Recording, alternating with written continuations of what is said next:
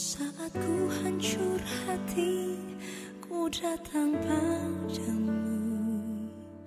Kau beri kekuatan dan beri penghiburan. Saat tak seorang pun dapat ku andalkan, Kau yang memberi jalan, Kau yang menuntunku. Saat ku tak mengerti dalam hidup ini, namun firman-Mu selalu menerangiku. Engkau yang buatku kuat lewati semua. Engkau pertolonganku, tempat harapanku, Tuhan. Ku percaya janji-Mu dalam hidupku. Kau beri kemenangan, Tuhan. Kau selalu setia di dalam hidupku.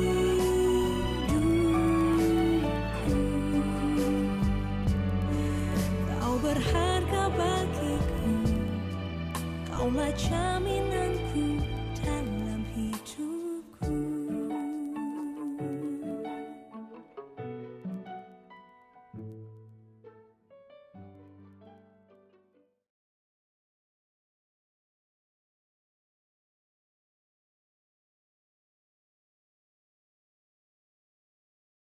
Jemaat, selamat datang.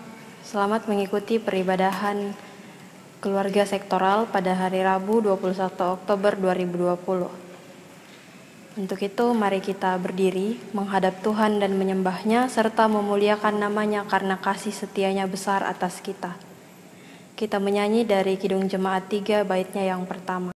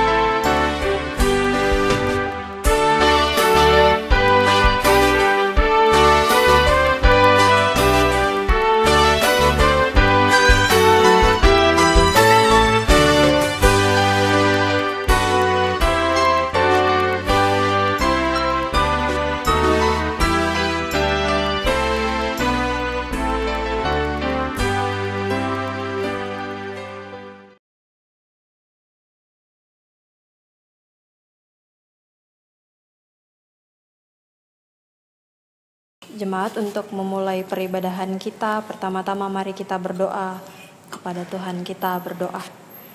Ya Allah Bapa di dalam kerajaan sorga, kami mengucap syukur bahwa pada hari ini kami boleh berkumpul di tempat kami masing-masing untuk mengikuti peribadahan keluarga sektoral.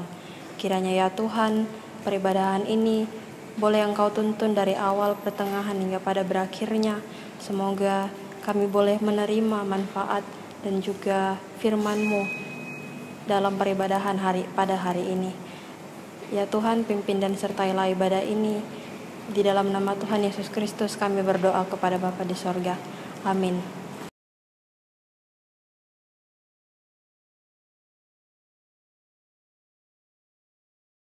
Jemaat dipersilahkan duduk kembali. Sekarang kita akan masuk di dalam Mazmur Pujian. Kita akan membacakan dalam Mazmur 110, ayatnya yang pertama sampai ayatnya yang keempat.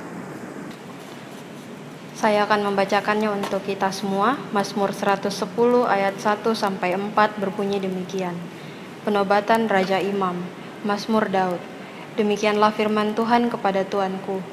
Duduklah di sebelah kananku sampai kubuat musuh-musuhmu menjadi tumpuan kakimu. Tongkat kekuatanmu akan diulurkan Tuhan dari Sion.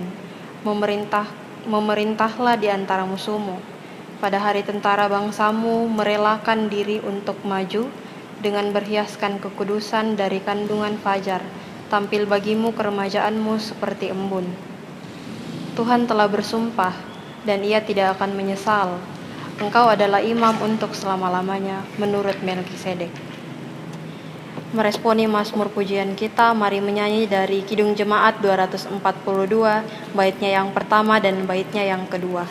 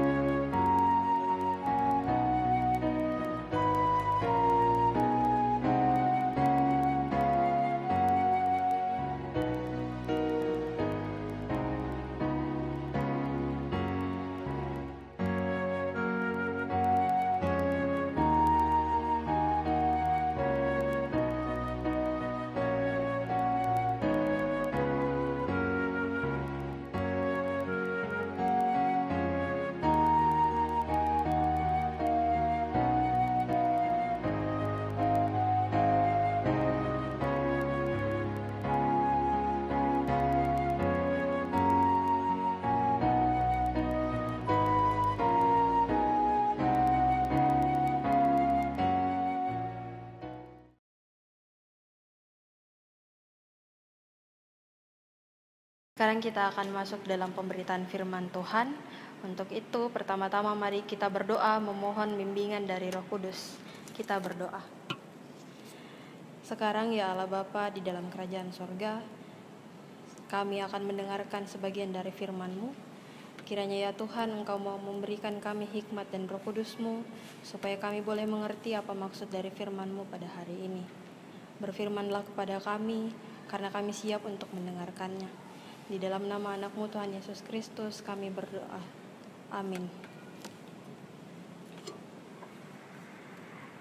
Jemaat, firman Tuhan kita pada hari ini terambil dari Ibrani pasal 14. Ibrani pasal 4 ayat 14 sampai 16. Jika sudah mendapatkannya, marilah kita berdiri untuk mendengarkan firman Tuhan yang dibacakan dari Ibrani pasal 4 ayat 14 sampai 16 yang menyatakan, karena kita sekarang mempunyai imam besar agung yang telah melintasi semua langit, yaitu Yesus anak Allah, baiklah kita teguh berpegang pada pengakuan iman kita. Sebab imam besar yang kita punya bukanlah imam besar yang tidak dapat turut merasakan kelemahan-kelemahan kita. Sebaliknya, sama dengan kita, ia telah dicobai, hanya tidak berbuat dosa. Sebab itu, marilah kita dengan penuh keberanian menghampiri tahta kasih karunia, supaya kita menerima rahmat dan menemukan kasih karunia untuk mendapat pertolongan kita pada waktunya. Berbahagialah semua orang yang mendengar firman Tuhan dan yang melakukannya. Terpujilah Tuhan Yesus, haleluya.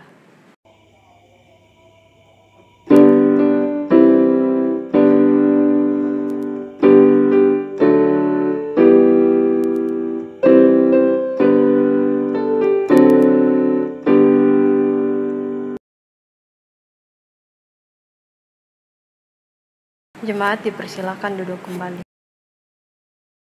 Bapak, Ibu, saudara-saudara yang terkasih, orang yang menjadi terkenal atau naik ke posisi yang lebih tinggi biasanya membatasi dirinya dari orang lain untuk melindungi dirinya sendiri. Banyak raja pada dalam Alkitab, misalnya, tidak dapat ditemui siapapun kecuali penasehat-penasehat yang dapat dipercaya. Persia contohnya mempunyai hukum di mana siapapun yang mendatangi raja tanpa izin akan membayarnya dengan nyawa mereka. Ayat dari Ibrani ini, bila kita lihat kembali latar belakang raja-raja yang tidak dapat disentuh tadi, maka membuat kita menyadari betapa revolusionernya Yesus, Sang Penyelamat dunia. Meskipun dia agung dan berada di posisi tertinggi sebagai putra Allah, tetapi dia sangat mudah ditemui seperti anggota keluarga kita atau sebagai putra Allah atau sebagai sahabat kita. Kita dapat menyampaikan apa yang kita butuhkan dengan berani kepada Yesus dan berharap diterima dengan baik di hadiratnya. Seperti yang kita tahu bersama, bahwa tidak sedikit manusia yang masih mencari jalan menuju keselamatan. Banyak cara juga digunakan agar mereka beroleh keselamatan. Bukan saja keselamatan di dunia, tetapi juga keselamatan di akhirat nanti. Yang jadi masalah, tak sedikit dari mereka malah terjerumus pada janji-janji kosong tentang keselamatan. Surat Ibrani ini mau mengingatkan kita bahwa firman Allah berisi kebenaran Allah. Firman-Nya sangat tajam melebihi pedang bermata dua. Kebenaran Allah sendiri selalu menelanjangi segala perbuatan manusia. Tidak ada seorang pun yang mampu mempertanggungjawabkan segala perbuatannya di hadapan Allah suatu hari kelak. Pada saat diminta pertanggungjawaban oleh Allah, kita tidak perlu merasa takut, sebab kita memiliki Kristus yang adalah Imam Besar Agung. Sebagai Imam Besar Agung, dia mewakili manusia berdosa dalam memasuki ruang Maha Kudus untuk menghadap Allah dengan membawa korban pengampunan dosa. Bapak, Ibu, saudara-saudara sekalian, penulis kitab Ibrani banyak menyinggung tentang Yesus sebagai imam besar. Sebelumnya, dia sudah menyebut Yesus sebagai imam besar yang menaruh belas kasihan dan setia. Kita bisa lihat di dalam pasal 2 ayatnya yang ke-17. Sebutan imam besar yang ditujukan kepada Yesus dalam kitab ini secara keseluruhan muncul sebanyak 16 kali. Walaupun topik ini dibahas di berbagai tempat di kitab Ibrani, namun kali ini kita hanya menyoroti pasal 14 ayat 14 sampai 16. Untuk memudahkan pemahaman, alur pemikiran penulis kitab Ibrani dalam bagian ini dapat dijelaskan dalam 4 bagian. Yang pertama ayat 14a. Ayat 14a membicarakan tentang Yesus adalah imam besar yang transenden. Yang kedua ayat 14b, yaitu respon kita. Respon kita bahwa Yesus adalah imam besar kita. Apakah kita memegang teguh pengakuan iman kita? Dan pada bagian yang ketiga ayat 15, Yesus adalah imam besar yang imanen. Kemudian yang keempat ayat 16 adalah respon kita bahwa Yesus adalah imam besar kita yang imanen. Apakah kita mau menghadap kepadanya, menghadap dengan Allah dengan penuh keberanian? Nah, di dalam ayat 14a, Yesus adalah imam besar yang imanen, transenden. Sebenarnya, Nah, Bapak, Ibu, saudara-saudara, di bagian pertama ayat 14a yang menyatakan Yesus adalah imam besar yang transenden, sebenarnya ingin mengucapkan bahwa transenden itu merujuk pada sesuatu yang mulia, yang tinggi atau jauh melampaui manusia. Istilah ini seringkali dipakai untuk Allah sebagai pribadi yang begitu mulia dan terpisah dari manusia. Yesus pun layak disebut sebagai imam yang transenden. Ada 3 cara yang dipakai oleh penulis kitab Ibrani dalam ayat 14a untuk melukiskan transendensi Yesus sebagai imam besar. Yang pertama, Yesus adalah imam besar agung. Penyebutan seperti ini dalam Alkitab termasuk unik, sebab di dalam kitab tidak ada 2 keterangan besar dan agung yang dituliskan selain dalam kitab Ibrani yang kita baca pada saat ini. Sebutan ganda seperti ini hanya diterapkan pada Yesus 1 kali saja. Sebutan ganda ini berfungsi untuk memberi penekanan Yesus adalah imam besar yang melebihi imam besar lainnya. Dan yang kedua, Yesus melintasi semua langit. Dalam kalimat Yunani sebenarnya tidak ada kata semua. Ketika dikatakan bahwa Yesus telah melintasi semua langit, maka makna yang tersirat di balik kata ini adalah kekuasaan yang mutlak. Yesus duduk di sebelah kanan Bapa, sedangkan musuh-musuhnya dijadikan tumpuan kaki. Di dalam Mazmur 110 ayatnya yang pertama. Bapa mendudukkan Yesus di sebelah kanannya supaya jauh lebih tinggi dari segala pemerintah dan penguasa dan kekuasaan dan kerajaan dan tiap-tiap nama yang dapat disebut, bukan hanya di dunia ini saja, melainkan juga di dunia yang akan datang. Dan yang ketiga, Yesus adalah anak Allah. Sebutan anak Allah di sini berbeda dengan status anak-anak Allah. Yesus adalah anak Allah secara hakikat, bukan dari cara adopsi seperti kita, tetapi ia memiliki hakikat keilahian sama seperti Bapa. Dan bagian yang kedua yang kita bagi tadi, di dalam ayatnya yang ke-14b merupakan respon kita. Respon kita karena Yesus adalah imam besar yang transenden untuk kita. Apakah kita memegang teguh pengakuan iman? Berdasarkan konsep tentang transendensi imam besar ini, penulis kitab Ibrani menasihatkan jemaat untuk tetap memegang teguh pengakuan iman mereka. Kata berpegang teguh dalam bahasa Yunani adalah krateo.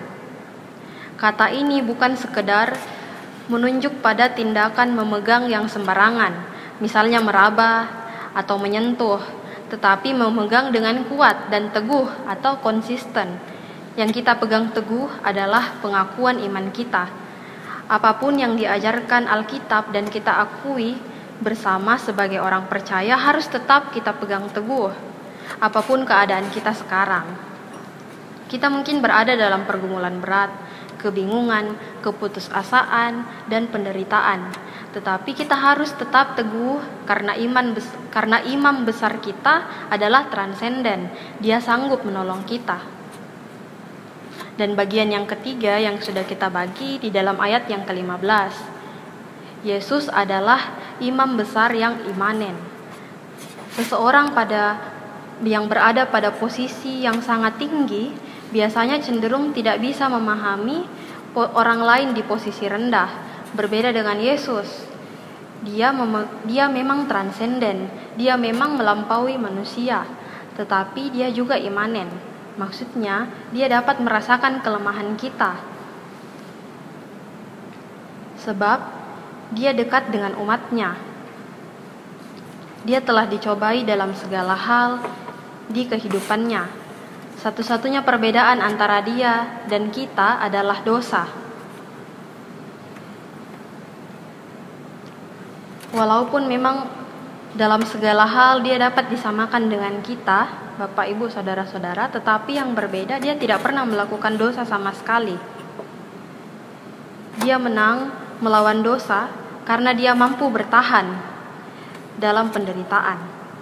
Dia mengalami seluruh kekuatan iblis yang terus menggodanya dalam pergumulan kita melawan dosa.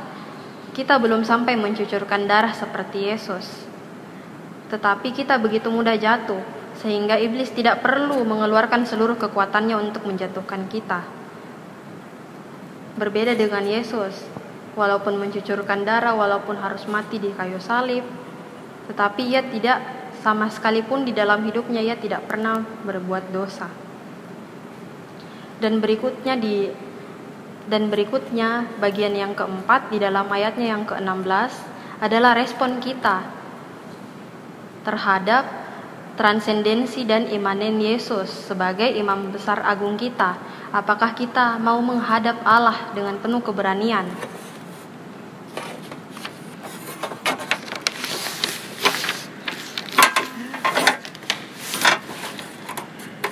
Konsep tentang Yesus sebagai imam yang besar turut merasakan kelemahan kita, membawa pengaruh konkret dalam kehidupan rohani sehari-hari.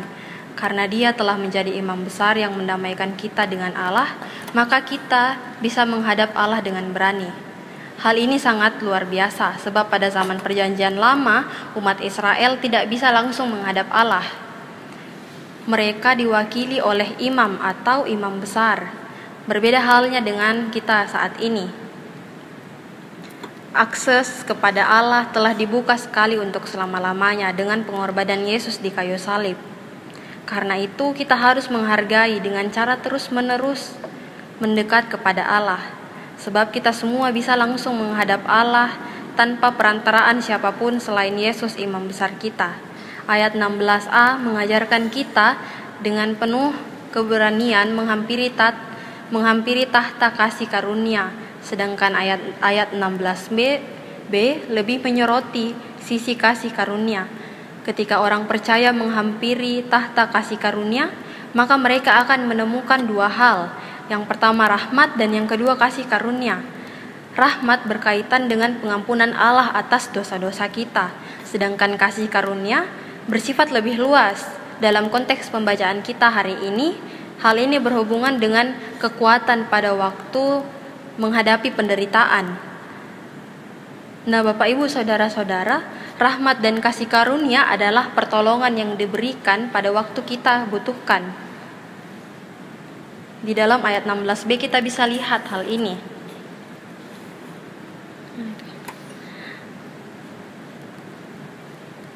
Supaya kita menerima rahmat dan menemukan kasih karunia untuk mendapat pertolongan kita pada waktunya. Allah memang tidak menghilangkan penderitaan kita atau membuat kita secara otomatis menjadi kebal dari penderitaan. Dia tetap meletakkan kita di dalam penderitaan, tetapi hal ini bukan berarti Dia tidak mengasihi kita. Imam besar kita turut merasakan apapun yang kita derita, dan di tahta Allah tersedia rahmat serta kasih karunia yang melimpah.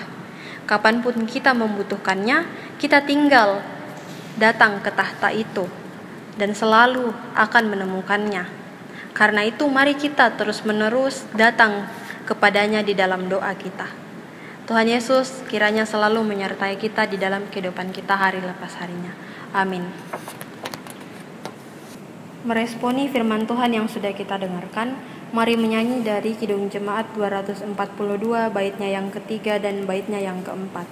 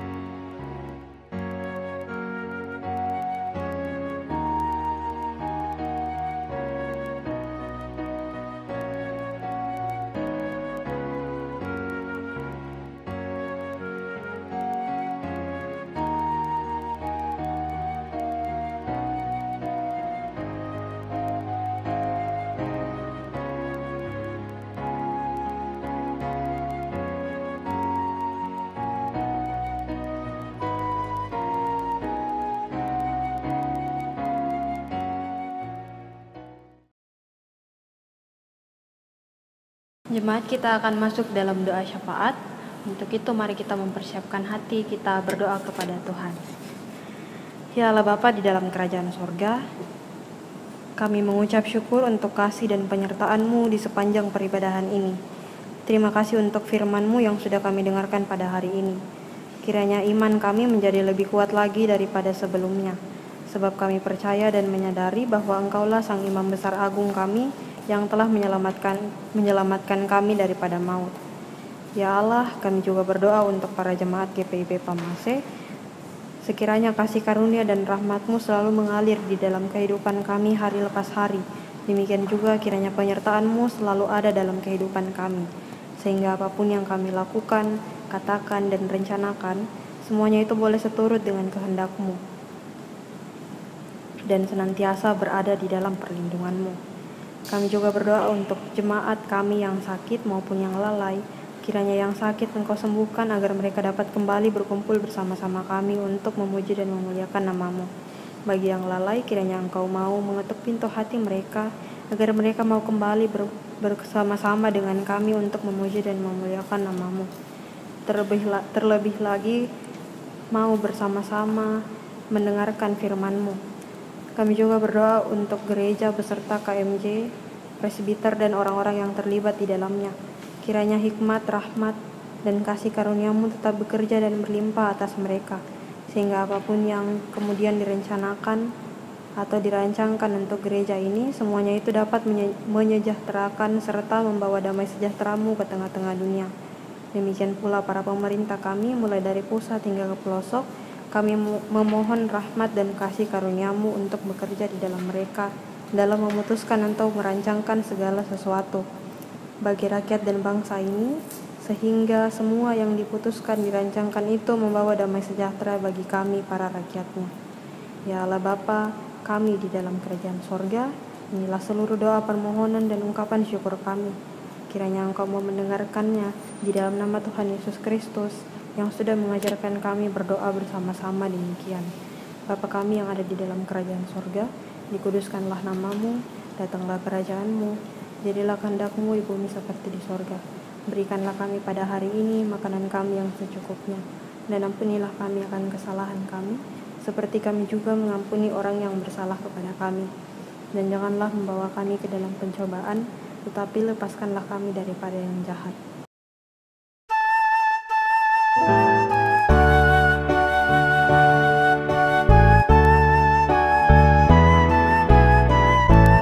Karena Engkaulah yang mempunya kerajaan dan kuasa dan kemuliaan sampai selama-lamanya. Amin.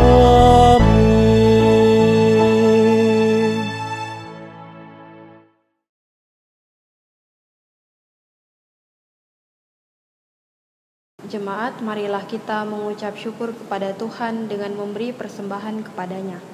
Ingatlah firman Tuhan dari Amsal pasal 3 ayat 9 yang menyatakan, muliakanlah Tuhan dengan hartamu dan dengan hasil pertama dari segala penghasilanmu, maka lumbung-lumbungmu akan diisi penuh sampai melimpah-limpah, dan bejana pemerahanmu akan meluap dengan air buah anggurnya. Tuhan Yesus memberkati saudara dan persembahan saudara.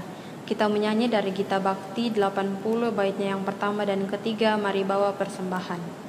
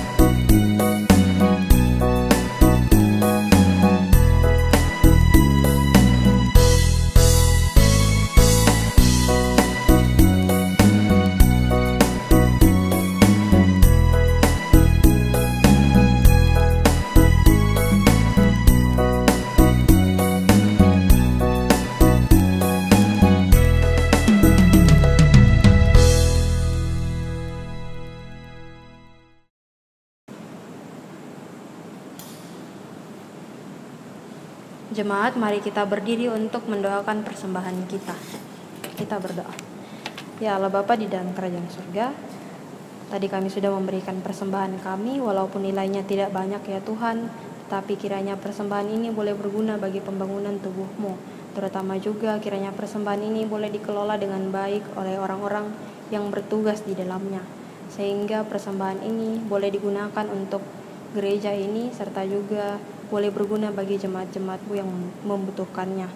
Ya Tuhan, kami bawa persembahan ini kepadamu, di dalam nama Tuhan Yesus Kristus kami berdoa kepada Bapa di sorga. Amin. Jemaat, kembalilah ke dalam kehidupanmu sehari-hari dan lakukanlah firman Tuhan yang telah kamu dengar. Kita menyanyi dari Kidung Jemaat 389, baitnya yang pertama dan baitnya yang keempat.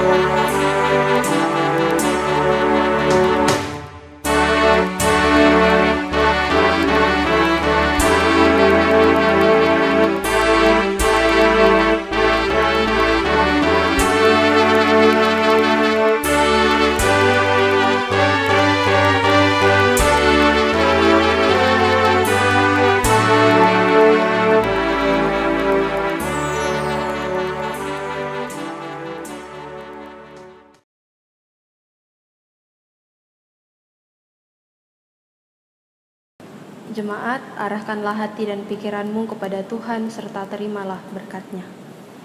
Kasih karunia dan damai sejahtera melimpahi kita sekalian oleh pengenalan akan Allah dan akan Yesus Tuhan kita dari saat ini sampai selama-lamanya. Amin.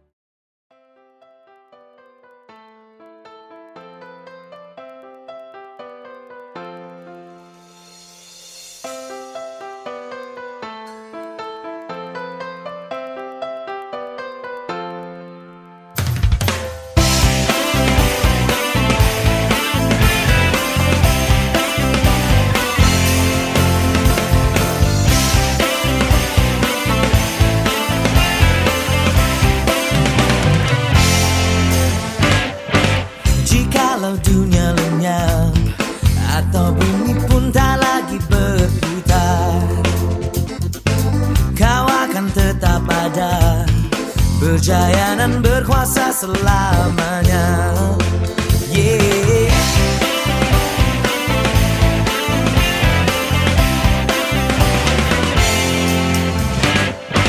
Dan jika Kau berdiri di sisiku, siapa yang ku akan takut? Gadamu dan tongkatmu, itu yang menemani setiap langkahku. Kau